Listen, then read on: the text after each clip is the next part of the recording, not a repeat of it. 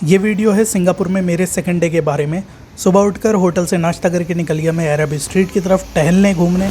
यहाँ पर आप जैसे कि देख सकते हैं कि सिंगापुर में जो रोड्स हैं वो काफ़ी ज़्यादा साफ़ है। ऐसा लग रहा है जैसे कि अभी फ्रेश पड़ी हूँ। और इसकी वजह ये है कि यहाँ पर सिंगापुर में या फिर कई सारे देशों में सुबह सुबह रोड की सफाई होती है पानी से।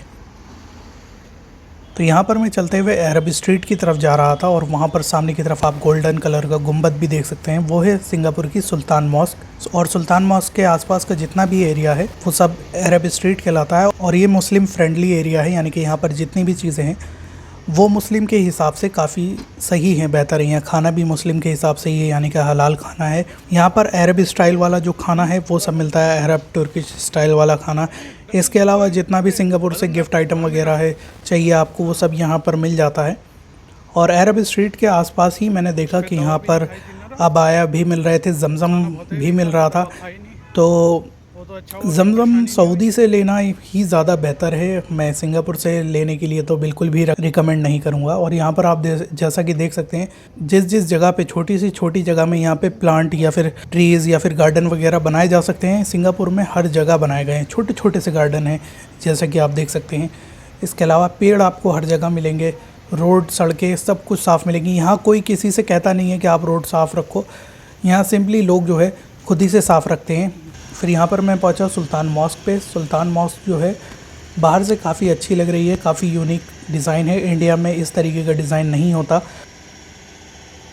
ये कुछ इस तरीके से अंदर से है सुल्तान मॉस्क।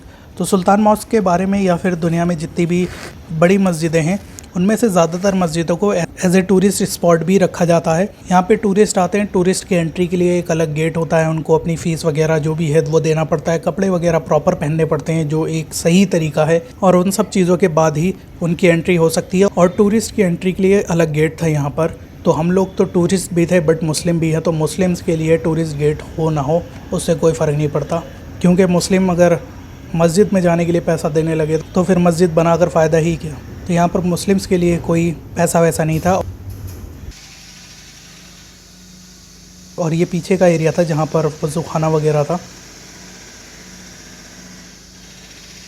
और ये फ्रंट का एरिया था। तो बैक वाला जो डोर था जहाँ वज़ू खाना था वहाँ से मुस्लिम्स की एंट्री थी, और ये जो स्ट्रीट के सामने जो डोर दिखाया मैंने नॉन मुस्लिम्स टूरिस्ट की एंट्री थी। इसके अलावा ये जो एरिया आप देख रहे हैं ये पूरा अरब स्ट्रीट है, और यहाँ पर सामने की तरफ गेट है। इस गेट के सामने कई सारे लोग जो हैं फ़ोटो वगैरह खिंचवा रहे थे। फिर यहाँ पे ये पूरी अरब स्ट्रीट है जैसे कि आप देख सकते हैं। यहाँ मुस्लिम फ्रेंडली काफ़ी सारी चीज़ें थी, आप यहाँ से गिफ्ट आइटम वगैरह ये सब चीज़ें ले सकते हैं।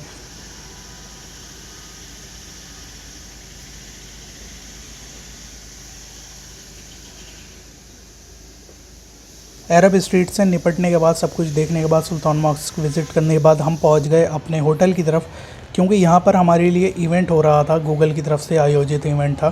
तो ये बुगीज़ मॉल था। यहाँ पर बुगीज़ से रिलेटेड, बुगीज़ नाम से 3 चीज़ें हैं, बुगीज़ जंक्शन, बुगीज़ मॉल और बुगीज़ स्ट्रीट। तो ये तीनों जगहें बिल्कुल अलग हैं। ये जो आप देख रहे हैं बुगीज़ मॉल है। अगर आप सिंगापुर में शॉपिंग डेस्टिनेशन के लिए सर्च करेंगे तो ये जगह नहीं शो करेगी, वो शो करेगी बुगीज़ स्ट्रीट। मैं बुगीज़ स्ट्रीट भी गया था, वीडियो के आखिर में आपको बुगीज़ स्ट्रीट भी देखने को मिलेगा। बुगीज़ मॉल कुछ इस तरीके की है, शॉपिंग का एक हब है। यहाँ पर अगर मैं प्रोडक्ट्स वगैरह की रेट की बात करूँ तो यहाँ पर मैंने 2-3 चीज़ों के रेट पता करे थे। एक सिम कार्ड का रेट काफ़ी सही था, यहाँ पर कोई महंगी नहीं थी। इसके अलावा मैंने यहाँ पर एक राडो वॉच, ये जो कि लग्जरी वॉच है, उसका पता करा था, तो उसके रेट भी यहाँ पर ठीक ही थे। यहाँ पर कपड़े भी मिल रहे थे, करेंसी एक्सचेंज भी यहाँ पर अवेलेबल था, और काफ़ी सारी चीज़ें यहाँ पर अवेलेबल थी। मैं उधर देख रहा था। तो बुगीज़ मॉल से होते हुए हम यहाँ पर अपने होटल की तरफ पहुँचे। और होटल तो जैसे कि मैंने आपको दिखा ही चुका हूँ, और थोड़ा थोड़ा करके मैं आगे भी दिखाता जाऊँगा। तो कुछ इस तरीके के होटल की बुगीज़ मॉल से एंट्री थी। फिर यहाँ पर होटल में ही हमारा PES का जो है इवेंट था, जो कि एक गूगल ने आयोजित करा था। तो इस इवेंट के बारे में मैं इन सब चीज़ों के बारे में ज़्यादा नहीं बताऊँगा। मैं कोशिश करूँगा कि मैं आपको सिंगापुर ज़्यादा दिखाऊँ और इवेंट के बारे में कम से कम दिखाऊँ। तो ये हमारा प्रोडक्ट एक्सपर्ट समिट 2022 का इवेंट था सिंगापुर में, और ये बॉल रूम था इंटरकॉन्टिनेंटल सिंगापुर होटल का। और यहाँ पर दुनिया भर से लोग आए हुए थे। इन सभी लोगों को गूगल ने इनवाइट करा था। सिंगापुर की एक बात बहुत अच्छी है कि यहाँ पर काफ़ी सारे इंडियंस भी हैं जो कि यहाँ के सिंगापुर के सिटीजन्स हैं, इंडियन ओरिजिन के हैं बट सिंगापुर के सिटीज़न हैं। और फिर ये कुछ खिलौने वगैरह और खाना जो है हमें गूगल ने प्रोवाइड करा था। खाना मेरा स्पेशल था क्योंकि मुझे हलाल मील चाहिए था और गूगल ने हलाल मील के लिए एक अलग से सेपरेट ऑप्शन रखा था। तो खाने में ये कबाब थे, ये चावल थे, चावल में नमक मिर्चें कुछ नहीं थी, ना गरम मसाला था। बट ऊपर की तरफ आप देख सकते हैं टॉप राइट साइड में ये जो चिकन था, ये दुनिया में सबसे बढ़िया चिकन मुझे लगा। फिर यहाँ पर हमें जैपनीज़ बंदा मिला, इसने पेपर से हमारे लिए क्रेन बनाई। जापान में जो इस चीज़ का ट्रेंड है, क्रेन जो है ज़्यादातर लोग बनाते हैं वहाँ पर। हमारे यहाँ तो बोर्ड और पेपर प्लेन वगैरह बनाई जाती है। फिर यहाँ पर पार्टी हमारी ख़त्म हुई। पार्टी ख़त्म होने के बाद हम गूगल ऑफिस की तरफ चल दिए। गूगल ने हमारे लिए अपने ऑफिस में भी एक पार्टी का आयोजन करा था। तो गूगल ने हमारे लिए काफ़ी ज़्यादा पार्टी का प्रोग्राम करा था। तो हर लंच और डिनर हमारा पार्टी में ही हो रहा था। यहाँ पर हमें बस से गूगल ऑफिस तक ले जाया गया। बस से सिंगापुर का नज़ारा काफ़ी अलग। आप विदेश में कभी भी ट्रैवल कर रहे हैं तो डेस्टिनेशन ए से डेस्टिनेशन बी जाने के लिए आप बस का इस्तेमाल करें और आसपास के एरिया एक्सप्लोर करने के लिए किसी वाहन का इस्तेमाल ना करें, बल्कि आप खुद पैदल जाके उस 1-2 किलोमीटर के रेडियस को खुद एक्सप्लोर करें। क्योंकि आप विदेश जो है घूमने जा रहे हैं तो बेहतर यही रहता है कि पैदल आप जितना ज़्यादा से ज़्यादा चल सके और फालतू का नहीं चलना है कि आप सिर्फ बिल्डिंग्स ही देख रहे हैं। आप वहाँ पर शॉपिंग मॉल्स देखें या फिर जो टूरिस्टिक एरियाज़ हैं वो देखें, हिस्टोरिकल एरियाज़ हैं वो देखें, या फिर उन एरियाज़ को या उन बिल्डिंग्स वगैरह को देखें जो मॉडर्न तो हैं बट उस देश के कल्चर को, उस देश की सभ्यता को वो चीज़ दिखा रहे हैं, दर्शा रहे हैं। तभी उन जगहों पर जाने में फ़ायदा है। सिंगापुर में एक चीज़ बहुत कॉमन है और वो है यहाँ पर पेड़ पौधे।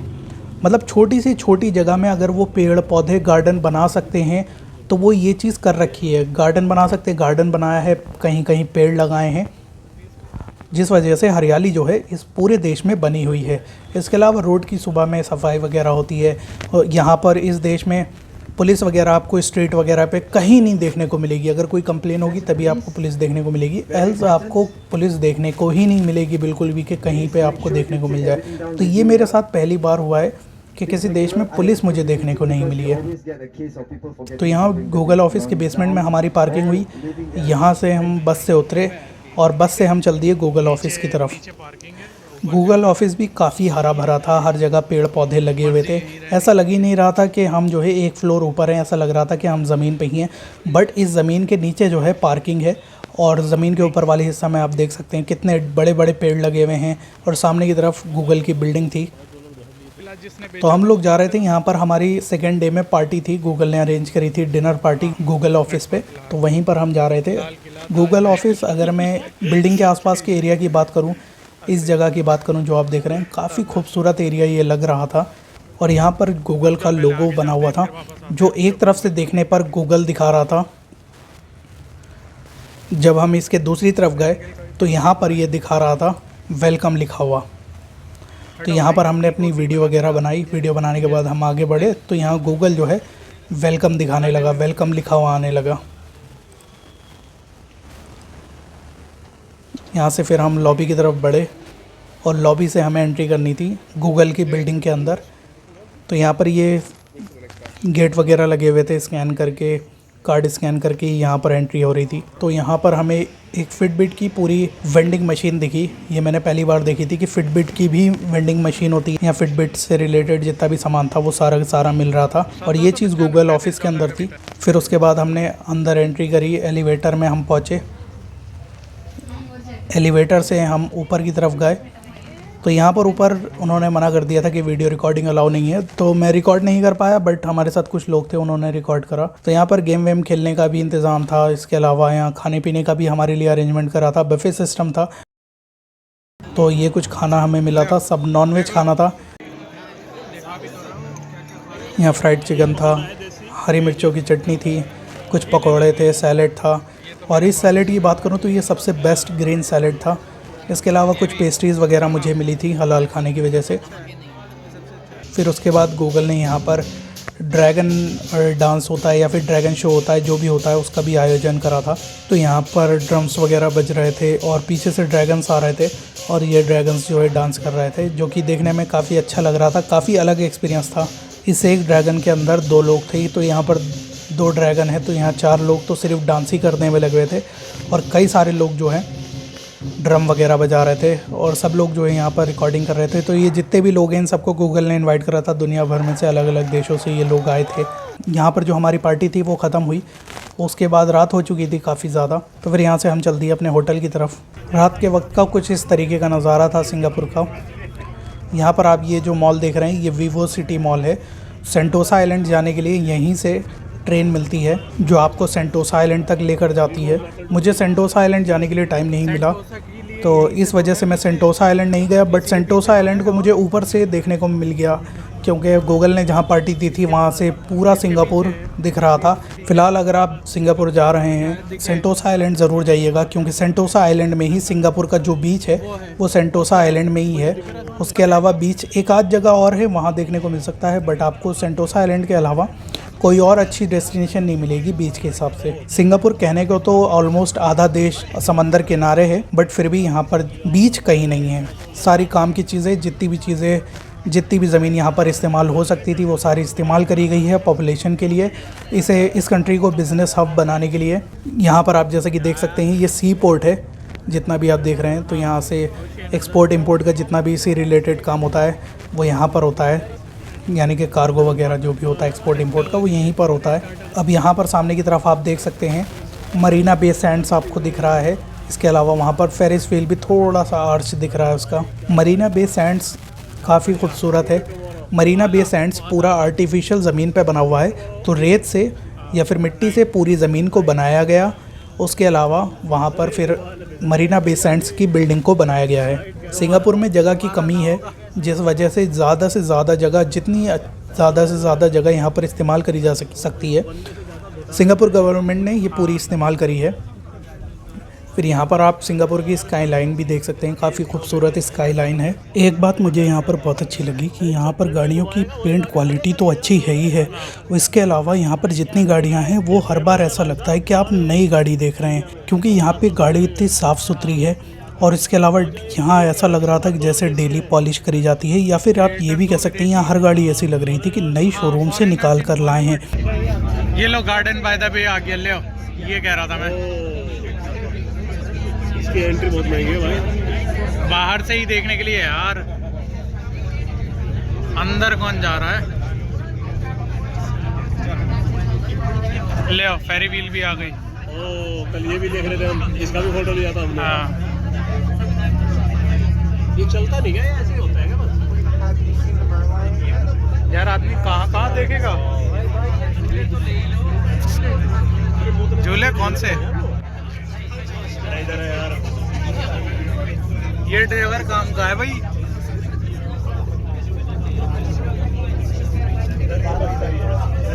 अरे यहीं कहीं, कहाँ दिख रहा? अरे इधर कहीं। फिर रात में लगभग 10 बजे के करीब हम अपने होटल की तरफ मिडिल रोड पर पहुँचे। मैं अगर अपने सिंगापुर ट्रैवल की बात करूँ तो यहाँ पर मुझे बिल्कुल भी टाइम नहीं मिला, क्योंकि फ़र्स्ट डे हमारा फ्री था। फर्स्ट डे में तो आधा दिन तो हमारा सिर्फ चेक इन करने में ही निकल गया, और इस तरीके से मेरा पहला दिन गुजरा था। और यहाँ पर मेरे पास जो डे 2 और डे 3 था ये भी काफ़ी कंजेस्टेड मेरे पास डे था, यानी कि यहाँ पर मेरे पास बहुत ही कम टाइम था। डे 2 को मेरे पास फिर भी इतना टाइम था कि मैं डे 2 में अरब स्ट्रीट चला गया, रात में बुगिस स्ट्रीट चला गया। डे 3 में तो मेरे पास बिल्कुल भी टाइम नहीं था। बट मेरा ये मानना है कि आप किसी भी देश जा रहे हो, अगर आप इंडिया छोड़ के बाहर जा रहे हो, इतना पैसा आप फ़्लाइट में वीज़ा में खर्च कर रहे हो, तो थोड़ा पैसा खर्च करके आप अपने स्टे को थोड़ा लंबा कर लो और उस देश में एक शहर में इतना रुको कि वहाँ पर आप बिल्कुल कंफर्टेबल हो जाओ। आपको ऐसा लगे कि हाँ अब यहाँ पर जो है आपके देखने के लिए कुछ नहीं बचा। मेरा मानना है एक नॉर्मल से शहर में आदमी 2-3 दिन का वक्त दे और वहाँ पर काफ़ी ज़्यादा कंफर्टेबल हो जाए। वहाँ पे हर चीज़ वो सुकून से देख ले, रश में ना देखे, क्योंकि रश में बनाई गई यादें जो हैं वो कहीं ना कहीं ज़िंदगी में सताती हैं कि काश हम थोड़ा दिन और रुक जाते और थोड़ा और इन्जॉय कर लेते। फिर जब हम होटल पे पहुँचे, होटल पे पहुँचने के बाद हम सीधा चले गए बुगिस स्ट्रीट पे। तो ये बुगिस स्ट्रीट है जो कि हमारे होटल के बिल्कुल सामने ही था। शुरू में जो मैंने आपको दिखाया था वो बुगिस मॉल था और बुगिस स्ट्रीट, ये दोनों जगहें अलग अलग हैं। बुगिस स्ट्रीट में मोबाइल से रिलेटेड काफ़ी सारे सामान मिल रहे थे। यहाँ पे गिफ्ट आइटम, चॉकलेट वगैरह भी मिल रही थी, कपड़े वगैरह भी यहाँ पर मिल रहे थे। और रात का वक्त था तो काफ़ी सारी यहाँ पर शॉप्स वगैरह बंद हो चुकी थी और काफ़ी सारी शॉप्स जो है यहाँ पर खुली हुई भी थी। तो हम वो सारी शॉप्स वगैरह को एक्सप्लोर कर रहे थे, प्राइसिंग वगैरह देख रहे थे। अगर मैं प्राइसिंग की बात करूँ तो प्राइसिंग हाँ ठीक ठाक थी। सिंगापुर में एक जगह पर वही सेम चीज़ सस्ती है और दूसरी जगह पर वो चीज़ महंगी है। तो जैसा कि आप यहाँ पर देख सकते हैं कि बैग्स वगैरह यहाँ पर मिल रहे थे, लेडीज़ पर्स वगैरह भी थे। इसके अलावा यहाँ पर सिंगापुर की जो टी शर्ट वगैरह होती हैं वो भी यहाँ पर मिल रही थी। सब पूरी टी शर्ट पे सिंगापुर लिखा हुआ था, सिंगापुर की पूरे में प्रिंटिंग वगैरह हुई हुई थी।